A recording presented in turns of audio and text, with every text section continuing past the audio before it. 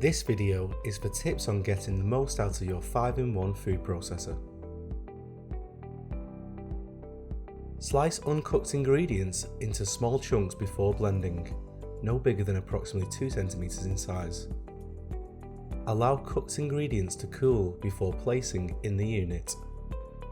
Avoid continuous blending or chopping for more than 1 minute and leave the unit to cool in between uses.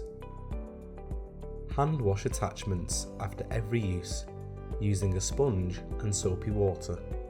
Handle blades with care as they are sharp.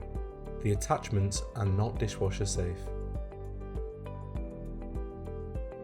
Use sufficient liquid to ensure a smooth consistency.